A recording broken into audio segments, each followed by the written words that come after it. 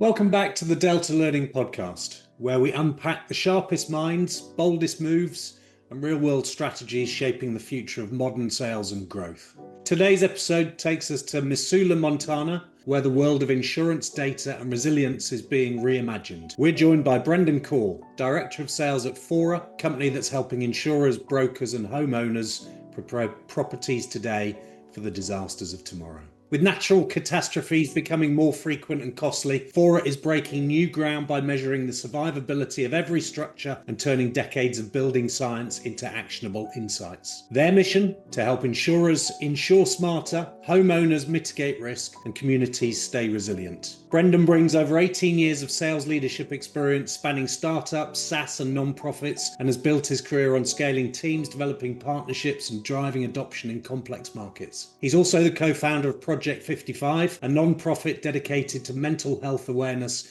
in the insurance industry, bringing a people-first perspective to leadership. In this episode, we dive into how Brenden approaches building and leading high-performing sales teams, the challenges and opportunities of bringing a new risk management tool like Faura to the market, how predictive analytics and climate data are reshaping the insurance landscape, and the lessons salespeople and leaders can take away to thrive in today's environment. Whether you're a sales professional looking to sharpen your edge or a leader navigating change in a shifting industry, this episode is packed with insights from someone at the forefront of Insurtech innovation. We hope you enjoy our latest conversation featuring Brenden Corr, Director of Sales at Faura.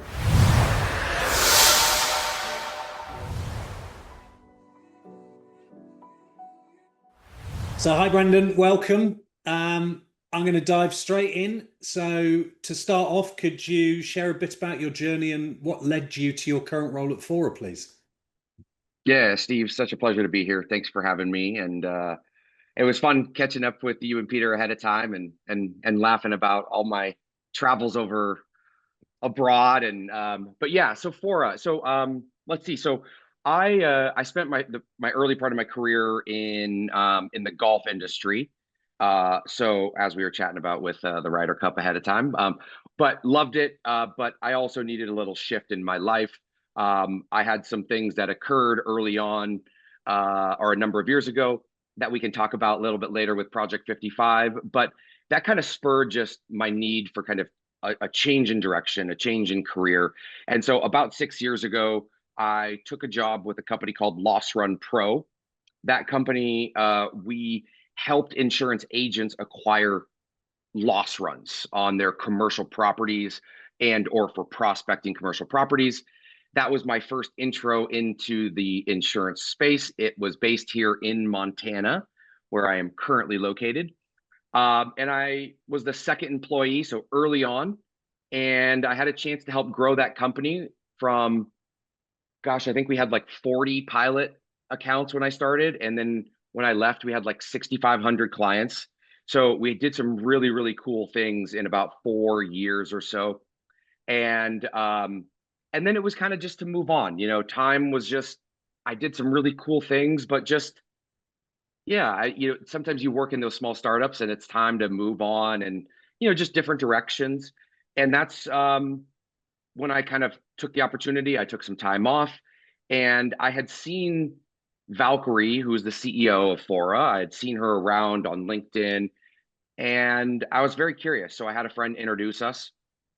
And funny enough, I sent her a note and was like, oh my gosh, I would love to interview if you're hiring. And Steve, I think I sent her 3 or 4 messages, crickets, didn't hear from her. So I went about my life. I was interviewing at other companies. And then, like, probably 2 or 3 months go by. I shoot her one last LinkedIn email kind of note. I'm like, I'm in sales. I'd hate it if I just let this opportunity go. I shoot her a note and I'm like, hey, just one last shot. Would love to chat. She writes back instantly and is like, oh my gosh, we were so busy with fundraising. I'd love to chat. We meet the next day and I have a job within a week. Brilliant. It was like, and it just felt so fortuitous that like I trusted my instincts.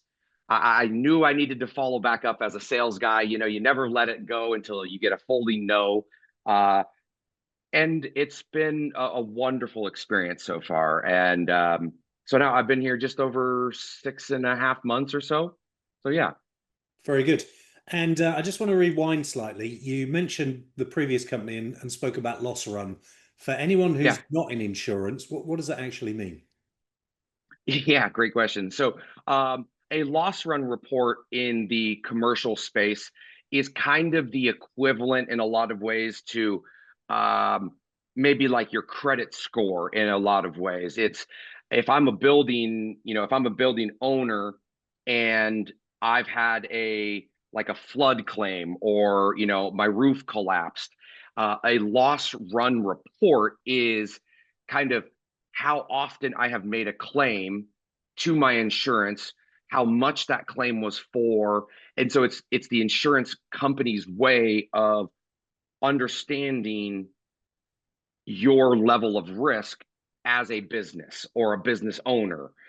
So that way, if you're a company or a business owner, it's like if you're constantly having a lot of issues, maybe it's a operational issue, maybe it's a foundation issue, but it makes you maybe less insurable. Or if you have a lot of losses, you might still be insured, but it might be at a higher rate. Kind of like if you get in a lot of accidents in a car. And so we would help customers acquire that documentation, so that as agents, they could go out and source business a little bit more efficiently. Thank you. I think it's important to understand that because it forms a foundation of what you're doing, and Yeah, what the proposition is. without a doubt. I mean, and I would say it's, when I first started, I was like, you know, loss runs. I call them run loss reports for the first like 4 months, and I think my, the boss of the, she was like, oh man, what have I done? Kind of, but like with anything, it was a new industry. We were a new company, and um, which I love. I love the small companies. I love the building. I love the learning. I love the, 6 steps forward, 2 backwards, pivot, 6 steps forward to, I love that idea of these of young companies. Um, and then it's also one of the reasons why I found Faura so interesting as well, is that we are a young company, and I like the startup life. I like the the ability to build. And while Loss Run Pro was a wonderful entry into the insurance landscape, um, it was a product that like kind of solved a widget in a way, right? But it was a very important widget because without loss runs, you can't write new business. Whereas the other part of what like Fora and what really attracted me to it was uh, it has so much to do with like natural disasters. And I find climate, I live in Montana where I'm in the outdoors a ton. Wildfires are really prevalent here. And so it really drew me to kind of this idea of like, kind of wildfire risk mitigation and how individuals as homeowners can maybe make a difference in their own lives. And so I know we'll get into that later, but it's just been a fascinating 6 years. Thank you. Thank you for sharing that with us. And Yeah. talking about Fora, if you were to summarize for us, what the proposition is, what would that be? Well, I'll start with telling you that I work for two absolutely incredible women, um, Valkyrie and Amanda. Valkyrie, she, they're two young women who just have a really, they're just incredibly brilliant minds. Valkyrie came from, she started her early career at SpaceX as a data scientist, and then went over to NASA where she got a grant to pursue climate change.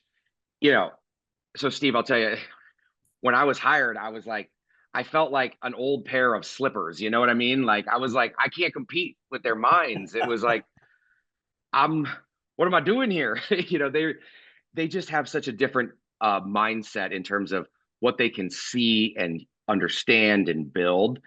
And so when I got the job, I was certainly thrilled because I feel like I bring a little bit of a balance to it. They're really bright, but also, I'm 41. I've had a few more years in the work world, but Fora as a company, everything we do is about property and survivability. So our goal is kind of this, what I'll call creating a feedback loop within the insurance space of how do we help homeowners understand their risk when it comes to natural disasters. I own a home. My insurance rates are X, but they are now going up because there are more wildfires in the area. Okay, what can I do? Why is my rates going up? So creating education, but really what it is also doing is providing mitigation. What can I as a homeowner do to improve my survivability? And so when I talk about this feedback loop, it's insurance companies at the top get to dictate an insurance policy, the rates, how risky a property is. In a lot of cases, homeowners feel very frustrated, kind of disenfranchised, because a lot of people just get notices in the mail that, hey, Steve, your insurance has gone up. Thanks. Or, you no longer qualify, and people don't understand. So our goal with Faura is to allow insurance companies to use our platform as a way to assess a property's risk and survivability by then sending an assessment to a homeowner, and the homeowner can go around and they can take pictures of their property, anything that has to do with the structure, and that report will generate a survivability score or index for all 5 perils. So Steve, you would walk around your home, you take pictures of your roof, your foundation, your chimney, all the trees, and then it would come up with, okay, you have a score of 57 for wildfire or 62 for flood. And so what we're hoping is that it starts to kind of level the playing field. So everybody's aware and understands how risky the individual property they either own or are being insured to, or they are trying to insure from a carrier standpoint. And so it's this idea, again, of kind of back to the credit score analogy is, if I can tell you, Steve, hey, your home's a 62 when it comes to flood, you might not have a complete picture, but you got a pretty good idea of where you fall then just within the context of what a 62 could represent. So all about risk, survivability, and there you go. I was just thinking there, my score would be shocking. I live in a cottage with a thatched roof that's over 350 years old in one of Ooh, the flattest parts of the country. we We've got fire yeah, risk, we've got flood risk. I don't think the house even has foundations. you might break the system, honestly. Yeah, you might be our first, below I'll send you 10. some Yeah. photos. See if we can get a 0. Yeah. I mean, but that's what it's all, it's, if you ever were to have trouble getting insurance and you didn't know those components mattered, Yeah. you might say, well, yeah, it's an old home, but I've been living here without any issues for 20 years. Why all of a sudden have my rates gone up? Well, you might now be in a fire zone that you didn't know, or you might not now be in a redesigned new floodplain, and these and insurance companies, when they're looking at risk, they're making different changes to, they need to be profitable. Well, where is that, communication, the transparency to the homeowner? And oftentimes that is lost. And so our goal is to start at the top level with the insurance companies to say, can we help them make better risk and better decisions when it comes to risk by using data and including the agent and the homeowner, so everybody's in the loop. Because when that happens, you end up with this positive feedback loop where people feel like they're being heard, they understand. They might not agree with it, but now, Steve, if I said, "Hey, your home's a 32 for wildfire, and if you would like it, you know, if you don't want your rates to increase next year, you need to do X, Y, and Z." You might not do any of them, okay, but at least you have the option now, Yeah. and you've been given because you've been communicated with. I think you still might not like that fact that it goes up 10% or 20%, but at least the insurance company can say, well, yeah, well, Steve, we did tell you we needed these things, and it doesn't look like you did them. Okay, kind of fair enough. It puts the onus back on the homeowner at that point. It does indeed. Look, we've spoken to many people in startups and also successful organizations on this podcast. You know, Yeah. bringing a new market proposition, a new toolkit like Faura to the market isn't easy. What's Mm-mm. been some of those challenges, that you've come across on the way? I think I'd start with, in so many cases, um, you know, ideas are great, right? But an idea can be here and your product market fit is here. And I think early on, even as I was saying earlier, as a part of the building process, to get from here to here, you do have to kind of navigate the different messages. You have to beta test a lot of different things to kind of say, you know, is this the right fit? And with Fora, one of the unique things of our product is we have kind of three client bases. So we have three ICPs because our product kind of fits within this ecosystem, and which has made its own unique challenges because then each one in there has its own market fit. But it's it's always a fascinating, we go to conferences, we go to advisors, and we say, here's our idea, here's our marketing, what do you think, does this land, can you see this being a use case, and then it's okay, all right, we're going to keep building this direction, and then we pilot it with a couple people.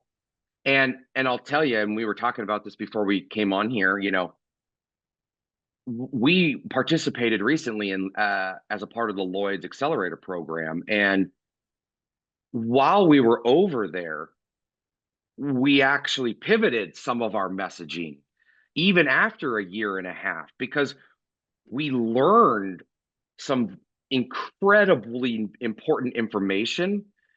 It didn't change the concept, but it changed the messaging.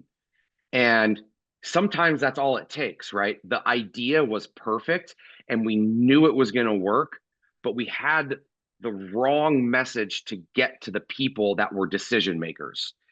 And once, kind of we've made that switch, you have to be nimble in a startup and you have to be able to say, okay, we're going to go this direction.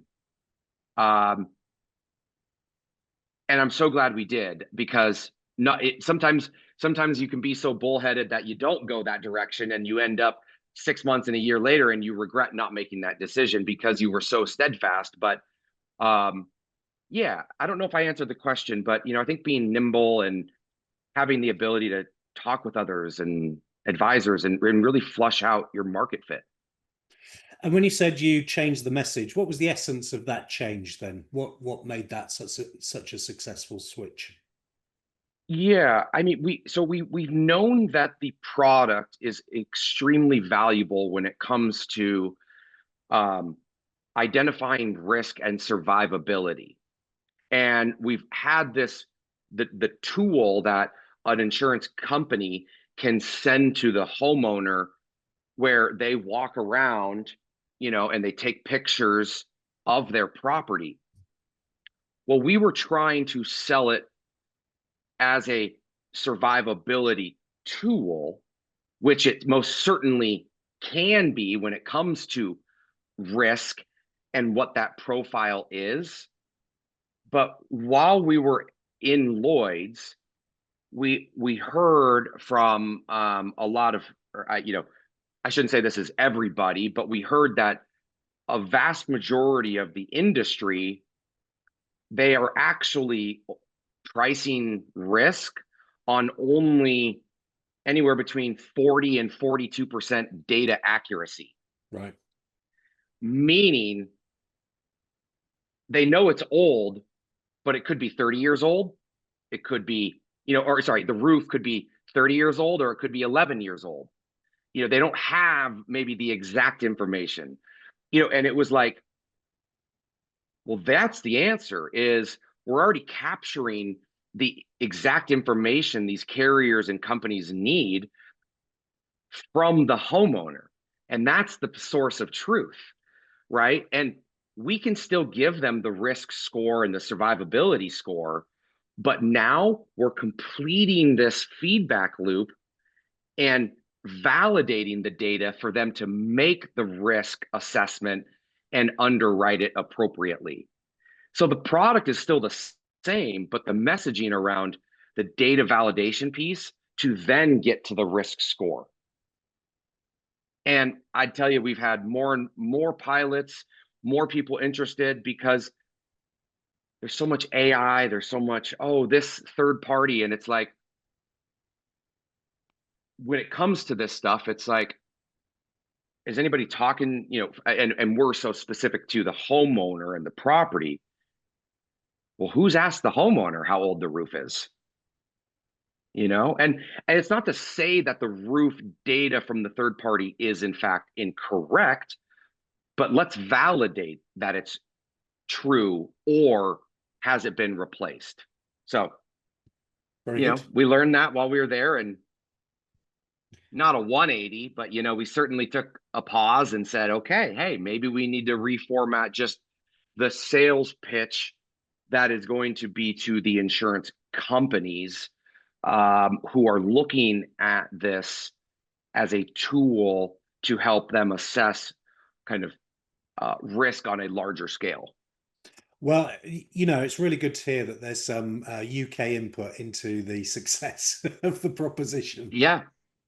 I mean, we loved our time over there, and we hope to we hope to bring our product over to the UK in the next year or 18 months. But hey, I was there for a year, man. I felt like a total Londoner. I had a Metro card. I was taking the tube in every day. It was, I felt like I belong. I didn't actually belong, because I was wearing a backwards hat and I didn't fit in. We've got our fair share of people who wear backwards baseball caps. Don't worry about it. If we switch to talking about your role, as director of sales, previous sales leadership positions, what's your philosophy in building and leading, high performing team?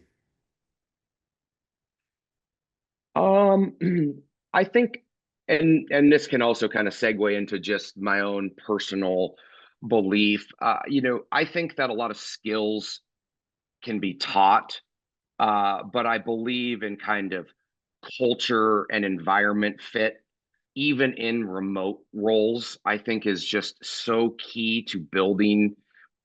No, not everybody is ever going to be a perfect fit, but I believe when it comes to just having a general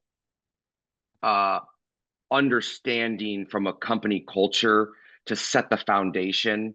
And of course, as a company grows, it's inevitable that maybe some of that you lose bits and pieces of that. But in startups, I really believe that having a core company culture, I can teach somebody to be passionate about Faura and why it matters, but I can't teach them to be a good person and to not bring a toxic, or to not create a toxic work environment when there's 10 people.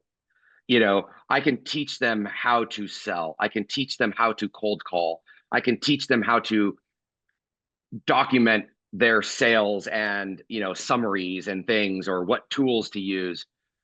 But when it comes to engagement, beliefs, and again, we can have different political beliefs or educational beliefs or things like that, but you and I might travel together, and I'd like for our company to really be a part of something that can uh, grow together. And I think people just have to have a general and basic understanding of one another, to be kind. And again, going just understanding that in young startups, like things change very quickly. It doesn't mean that people are doing bad jobs. It might just mean that we might be pivoting, or moving, and kind of adaptable and kind and empathetic, but also people who can think outside the box. Like I absolutely love people, right now, maybe I shouldn't say this, but I'm a 41-year-old dude. Like I'm in charge of some of the marketing, messaging, and concepts. And it's like we all wear a lot of hats. So you've got to be able to think outside the box. You got to get creative. Like, should I be in charge of marketing? No, I'm a 41-year-old dude who doesn't know anything about style. But we have to be able to adapt. We have to say, yes, I can do that until we get to a place where we can hire somebody. We have a young gal who does all of the actual design work, which is wonderful. But I look for people like that kind of mirror, and I love learning personally. So I will absolutely hire, and I love when people are smarter than me, because I truly believe that is the best way for a small company to grow, because that helps with the creativity, that helps with marketing, it helps with sales, it helps for different perspectives. And in small startups, you need all of those things to to help mesh and to drive forward. Mm. Some really good thoughts. And in the startup world, you're going to be very busy, I'm sure. And yet, you have managed to find some time to co-found Project 55, which is Yeah. focused on mental health in the insurance space. Can you tell us a little bit more about your motivation to do that and how that's going? Yeah. Thanks. And thank you for asking. That's like, I certainly, I absolutely love what I do. I'm extremely passionate about building companies. Like, I believe I'm very good at it and I like doing it. But we all need things that we care about. And for me, part of my journey that brought me to the insurance world that I mentioned earlier was, um, I was living in Seattle. I was married. I kind of had a whole different life, Seattle, Washington, that is, for any listeners. And I found myself needing to go to rehab. And in November of 2019, I checked myself into rehab. Well, I kind of checked myself in, my my parents and my wife at the time, and everybody around me. It wasn't an ultimatum, but it was sure time for help. And I spent 90 days down there. So drugs and alcohol, or alcohol and Xanax. And that was I don't think anybody ever expects to find themselves in a rehab situation, mental health issues. I think we all like to pride ourselves on having it all together, and this what I put into the universe, people see, but yet, like, I know, Steve, we've had wonderful conversation, but I'm sure you've had issues throughout your life, that things you've struggled with, careers, family members, that have all been a piece of what's made you into who you are today, and mine happened to be, sadly, the end of a bottle and needing to get help. But luckily, I'm here today, and it was the best decision I ever made. I think, yeah, November, so that'll be 6 years in November. Um, and that getting sober was certainly eye-opening. It wasn't easy. I got sober, and then the crazy part was I got sober. I came home on February 14th. And then I think like 3 weeks later, like I think it was like March 7th, like in Seattle, Washington, where one of the first cases of COVID came, like we Oh, shut really? down. Oh, okay. So, I was learning how to be sober in COVID, like where a lot of people sadly also became alcoholics potentially. There was a Yeah, lot people more. were learning how not to be sober during COVID for many. Certainly were. I mean, I laugh now, but man, that would have been a dream come true. I would have been lined up at the store buying cases of wine to prepare for the end. Like, oh my gosh, like that would have been amazing. I know I had more money because I didn't do that. Yeah. But so now you fast forward a couple of years. I've been lucky enough to kind of speak on my journey at a couple different industry events over the years, and I connected with a gentleman. His name is Justin Goodman. He's also in the insurance space, and he had this idea after a panel we did together that, hey, there's a lot of need for not only a mental health community in the insurance space, but also there's a massive gap between these large companies at the very top that have employ these EAP programs. They're called them, employee assistance programs, where people have access to mental health services. They can take time off for mental health, wellness, like things. But what we found is that they're not being used. People don't trust the system. And coming out of COVID, there's a lot of people who are still struggling. There's a massive gap. If you are a small business owner, Steve, and I come to you and I say, hey, I need to take three months off. What do you say? Okay, yes. Like, how do we prepare for that? How do we have that conversation? Or if you notice me drinking or smelling like alcohol at work, what are the steps as an owner in a small business to address a few of those things? And so the concept of Project 55 is 55% of all adults in the US at the time who struggled were unable to find the resources they needed at that moment. Super long story, all to say, in June of this year, we launched our own Project 55 mental health first responder training program. It's a 6-7 hour long online training program, completely free for anybody who wants it. We are, and I'll say this kind of with a little asterisk, we are working on a UK more specific version, but you can still take it. So anybody can go to Project 55. It's completely free. Justin and I, we spent 10 months. We hired a mental health expert and psychologist who has written books previously. We hired him exclusively to write or kind of collaborate on it.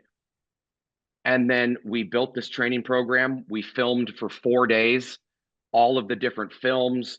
It is a world-class training. No expense was spared. It is, since June when we launched, we've had over 2,000 people sign up for the training, which has been amazing. I mean, it is amazing. It's a great story, and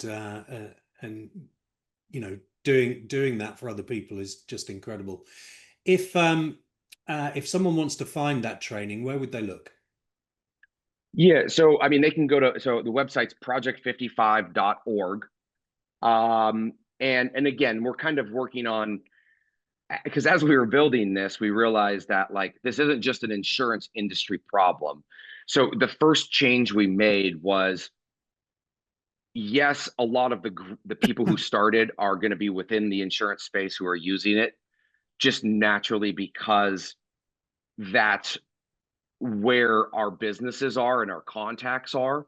But we made a lot of changes to the verbiage to be very kind of general, in the sense that, like, Steve, you could send it to your community, because people struggle, and when they struggle at home, they take it to their work, and when people struggle at work, they take it home. And what does that do? The trickle down effect is they have a different engagement with their kids, their husband, Sure. they go to a community meeting and they get into an argument for some reason. Well, it was like it had nothing to do with the meeting. It actually just had because they had a bad day at the office or they got yelled at. And so we realized that so much of this is actually more kind of community level mental health and training. But um, the goal is to give individuals like you and Peter the ability to be the first responder because we spend so much time with our coworkers. If Steve, if you and I are working together, we're spending a lot of time on Zoom or team calls. If all of a sudden you start showing up 5 minutes late, you don't have your camera on, you're missing some of your KPIs, that person's partner might not see that. But you and I are very closely tied and aligned. I might be the most adequately equipped to kind of see some of those behavior changes. And so that's why we call it kind of the first responder training. Not that we're firefighters or EMTs, Sure. but that we are that first line of defense to identify if somebody is struggling. And then what do we do? How do we ask those questions? That's excellent. I was running a building resilience in sales workshop actually on Wednesday this week, just a short session. There were some interesting stats. There's something like 37% of people in the sales industry, so not just insurance, but sales across Yeah, businesses, leave the role because of burnout. And actually, young people coming into sales roles seem to also be find it very difficult overall. So it is. more power to your elbow to push it beyond the insurance industry and out there for others. I think is Well, very well. without a doubt. I mean, I absolutely love that you're having some of those conversations because as a part of sales and building companies and cultures and whatever, it's like, A, many of the HR professionals that we think are supposed to handle these types of things, they're not even trained either. Just because they're in HR, we expect them to know how to handle a mental health crisis. No, but also like like if I can recognize burnout before it starts and I'm able to have a conversation with an employee, that employee is going to not only appreciate that conversation, but also be aware that I'm a leader that cares and is curious and wants success. Like, now that doesn't mean that your KPIs and your deliverables go out the window, but maybe there's a balance. Maybe you work a different way. Maybe you need different tools that I'm unaware of, right? And there's not one solution for everybody in a work environment. It doesn't mean it has to be completely tailored to everybody, but by having conversations, there's usually a way. But if leaders don't know how to have and start those conversations, how do we expect anybody to understand one another? Mm. And also and the other way too, right? Like leaders get burnt out, leaders struggle. Like, it's still, Mm. I am speaking from experience. Like I have bad days, you know. I send a Slack message. Hey, team, just need to sign off for the day. I can, I'll check back in a little bit later, but I need a few hours off. You know, now, is that appropriate? Sure. Like, but if I did it every day, no, that's a trend. That maybe something else is happening. But like, my team knows that I work hard, I communicate, and so are those types of things, how do we build those into sales and trainings to kind of again mesh that culture and that understanding? And Yeah. I don't know, I'm a big believer in it just because of my own experience. Yes, and I wouldn't wish having to have the experience on being a big believer in it. I think you don't necessarily have to contribute in some way. No, I mean, and candidly, most don't. Mm. But I would also say that most people are at an arm's length to, you could even say, how do we support people who have had a death in the family, but like most people have been affected by, it could be addiction, it could be depression, anxiety, a child with, an autistic child, um, PTSD, insomnia, anything, but like, how do we show up for one another, right? How do we bridge that gap to where they feel supported enough to trust you, uh, and where they feel empowered to not only talk about it, but then also by empowering that individual, you usually actually end up getting the best version of themselves because they feel so much more supported by the organization. And I did have a look at the website for Project 55 because you just said that word empower. Was it educate, equip, empower? Are they kind of the Yep. three? I got that correct? Yep. Yeah. Yep. Yeah. So kind of how do we, do people know what depression really is? Do people know what PTSD is? And people might say yes, but Steve, if you and I have had different experiences with an alcoholic or someone who's been to rehab, we might generally know, but our experiences will tell us something totally different, right? Or you may have never had experience with somebody who is an alcoholic or been to rehab, but every day you get yelled at on the street corner by somebody who it maybe is it doesn't have, it doesn't have a home, homeless, drinks, so your perception of alcoholism is going to be far different than mine. So how do we educate people?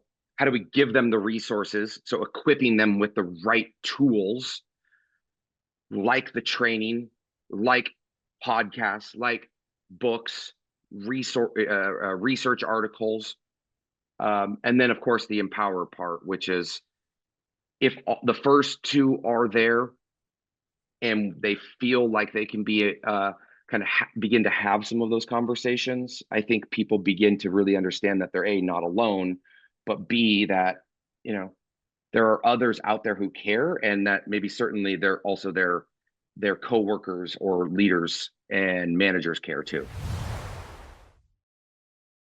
I was thinking there as you were speaking, you're in your business life, you're navigating this macro climate of climatic change, the things that are impacting the world, and um, looking at providing a tool that helps Yeah. people in that world. But also with the Project 55, you've got a different kind of macro environment, which is that human environment, and trying to support Mm. people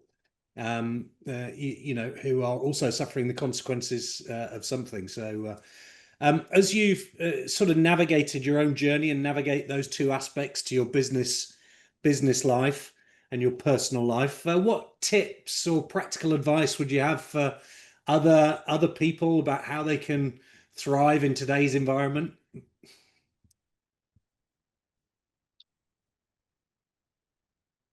I mean, this is just me personally, but I guess that's what I'm here for, like, is to show up as myself. But like, I truly believe that humans are meant for connection, and that you know, uh, we are kind and loving at heart, and that our experiences outside of, social media and life, they help shape us. But I believe that if I can show up as my own unique individual, but in a supportive role as a leader, by being curious, by empowering, by communicating, like, I don't believe in the school of thought of you need to make 300 phone calls a day, and if you don't, you're going to be fired. You have to stay here in your seat until 9 p.m. That might work for some people. My own personal belief is the opposite. Again, I can teach you how to fall in love with Faura, because I believe that that's the mission. And I believe that if we build a good team and product, it will also attract good people. But then how do we create that culture that allows them to feel like I want to I want to do really good things here, and I want to show up every day because I feel like an equal. You might not be equal pay scale wise, but if people know they can be trusted with decisions, if they know they can be trusted with autonomy, if they know they can be trusted with, you know, asking questions about their, oh, hey, what's your perspective on this? I'd like to know your input. Man, all of those things are such a human connection, a human element to building a healthy culture, a healthy team, and in most cases, a healthy company. Thank you. And it's a nice segue into the word connection. So what's next for Faura? How can people learn more and connect with you? Well, hopefully like an IPO or something, no big deal. That's what I'm hoping for down the road. No, I don't know. I mean, I'd like to be teasing, Hopefully but you've I'd got also some love that. shares then, Brenden, in the Yeah, business yeah, as yeah. well. We're about a 2.5-year-old company, so we're growing. We have, kind of pun intended, growing. We've been growing like wildfire. It's a very exciting time for us. We just kind of, as I was alluding to earlier, we just launched this kind of version 2 of the consumer assessment piece, the piece that they walk around their home with, which is just incredible. We spent the last year building it. So, again, additional growth, developments. We've entered into finally the brokerage channel. So now we have a specific broker tool, again, to kind of complete that ecosystem within the insurance space. But, I believe truly that Faura has the ability to change how we look at risk. We've already looked at predicting where wildfires will occur, and we have broad maps. Awesome. Those are great. But what next? Will the home survive? Right? Like that's the question. And so I believe that survivability equals insurability. And so that's kind of, one of our, I shouldn't say taglines, but one of our mottos in a way is that if we can help understand risk and survivability, then we can help identify where it will fall within the insurability standpoint. How your home is made. Do I have a pride of ownership? What do I want it to look like? Do I want my house to burn down? Do I want it to flood? What can I do to protect it? And I believe that we can change this with our kind of, again, this kind of positive feedback loop of involving homeowners, creating data validation, but also leveling the playing field so everybody knows where they're at any given time, just like a credit score. Perfect. And how do people find out about Faura then? They can go to faura.us. You can find me on LinkedIn. I am all over LinkedIn. So if you don't want to get daily Brenden posts, I would say don't follow me. But of course, please do. But I do post a lot. I find it a very I love kind of the LinkedIn. I've made a ton of great connections and friends, and a way to, even to wrap it up, kind of test messaging, market fit, right? And how consumers and people are reacting to different messages, and kind of the power of social media too. But that's where I'm at. I think that's it, man. Well, that's it. That's been brilliant. Brenden, thank you so much. Thank you for spending time with us on this podcast. It's been really interesting talking with you. And Yeah. Good luck with the ongoing success of both Faura and Project 55. Yeah, and I took this hat off, but as I was just thinking here as we were wrapping up, this the connection here to your guys' podcast was through Samantha Tredelius at Lightspeed. Oh, yes, yes. And I just looked over, and this was the hat I was wearing this morning. Sparkle, yeah. And I Sparkle, which is her, and I took it off because I never know if podcasts are like, you should be wearing a hat or not. But like, here we are, and I was wearing it this morning, so I love that. It's a little full circle moment here for us. It's a nice connection, a nice connection. Yeah, yeah. Yes, for people who've either seen that podcast or not seen it, then go and have a look at our YouTube channel, and you can find that conversation and understand the meaning of sparkle. Yeah, but Steve, thank you very much for having me. It was a pleasure chatting with you today here on this, and even a little bit beforehand with you guys. So thank you so much for the time, and I guess I'll see you over in the UK next time I'm there.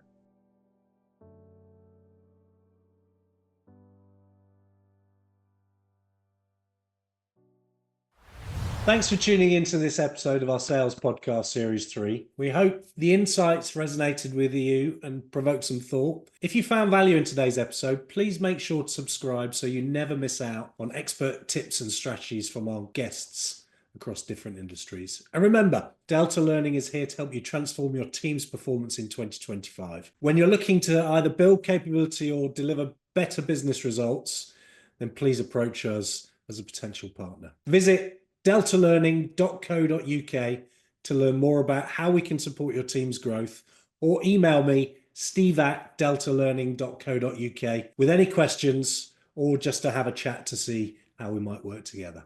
Thank you.